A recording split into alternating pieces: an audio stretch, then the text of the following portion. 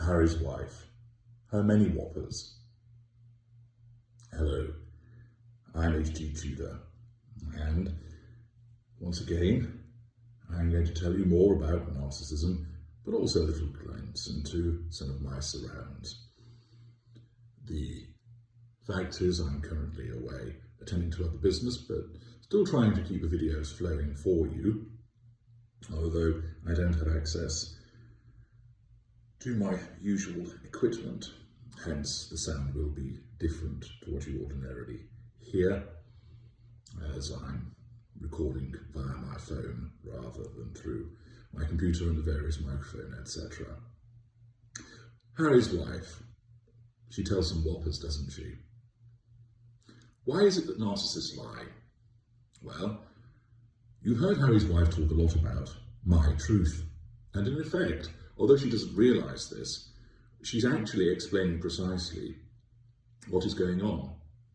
Because for unaware narcissists, of which she is one, the narcissist doesn't know that they're lying. And, in effect, what she says is always her truth. Her narcissism causes her to believe that that is the truth. More about the question of awareness later on, but essentially, because it is the narcissist's perspective, and the narcissism causes the narcissist to believe that that is their truth, that the lie is effective because it's something that's said. And many people operate on the basis of trust. For example, if someone were to say to you, "Oh, hello Rebecca, that's a lovely blouse you're wearing," you wouldn't immediately go, "But is it? Why do you say that it's a lovely blouse? Give me 5 reasons to support your assertion there's a lovely blouse." You don't cross-examine that person, you just trust them that they're genuine with the compliment. It has to be that way, otherwise social interaction would essentially grind to a halt. And that facilitates our kind, because as a consequence of the ability to tell lies that invariably, at least at first, go unchecked and unchallenged, the narcissist can get away with it. Now often the lies have plausibility, that the recipient of the lie doesn't even question whether it's accurate or not. This might revolve around saying what the narcissist does for a living, where they've been, past achievements, who their friends are. Sometimes there is a suspicion that it sounds a little bit perhaps grandiose or exaggerated or doesn't quite stack up. But invariably the listener, being empathic in nature, feels no need to challenge them and just lets it go and thinks, okay, there we are. I'm not sure whether that's right, but I'm not going to get into a fight about it. In other instances, of course, you start to realise that you are being lied to, but you're challenged by suggesting the narcissist lying is a threat to control, and therefore the narcissist has to shut it down. Lies, because they're spoken, facilitate the prime aims nice and quickly. They enable the assertion of control or a nullification of a threat to control. They allow the receipt of fuel, and they can prove an access through gateway to residual benefits and character traits. As I've explained to you before, the narcissist operates through economy, and therefore the ability to get something by speaking about it rather than having to do it is absolute manna from heaven for the narcissist. And as you know from my previous videos with Harry's wife, she repeatedly is all about the speaking and not about the doing. And that's why she jumps onto the bandwagons and then onto the next one and then onto the next one. It's easy to talk a good game rather than deliver it. Accordingly, lies are the day-to-day servants of narcissists. They enable us to get to those prime aims fast, effectively, and with a minimum of effort. Harry's wife has engaged in some repeated lie-telling. Indeed, it might be easier to try and list all the instances where she's told the truth. Here are some of her whoppers. She explained that a member of the cast of The Lion King told her that when she and Prince Harry married, that the whole of South Africa went out and rejoiced in the streets, akin to the way that they did when Nelson Mandela was freed from prison.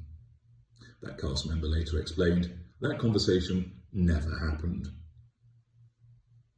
She said that she never cared about the titles, yet she always introduces herself as the Duchess of Sussex. Even her book was written by Harry's wife, Duchess of Sussex. It appears all over promotional literature, PR puff pieces, etc., which shows, of course, that she very much does care about the titles. She claimed that she attended a Korean spa, was naked there and ate noodles. This was demonstrated to be a fabrication because, of course, she said she did this regularly with her mother, even though her mother was absent from her life for a number of years, and moreover, it was found to have been plagiarised from a television cartoon. She claimed that she got married 3 days before she actually was married. The Archbishop of Canterbury demonstrated that this was complete rubbish. Why did she do this? Well, again, this is a consequence of the pursuit of the prime aims, but it's done because she wants to suggest that she's relatable, that she's just like everybody else, that she could have this backyard wedding, if you will, rather than the great grand spectacle. Indeed, if my memory serves me correctly, she talked about spurning the spectacle, although again, that's another load of nonsense, because of course she loved every minute of having £32 million spent upon her and being the centre of attention. She loved the fact that she was able to bring that crazy pastor along and impose that upon the service with all of the strange looks from most people in the congregation, and invite lots of people to the wedding who barely knew who she was. The fact that she was the centre of attention, asserted control over so many people and millions on television, and all of the attendant fuel that came with it and management of the facade, again, was an opportunity that no narcissist would ever spurn. To therefore state that she didn't want that spectacle was a lie, and also the fact that she claims that they were married 3 days beforehand was also another lie. She claimed that she had no involvement in that odious publication, Finding Freedom. Anybody who's had the misfortune to read it, and as you may recall, I was narrating it a little while ago, it's clear that the details that are included in it could only be lifted from Harry's wife's diaries.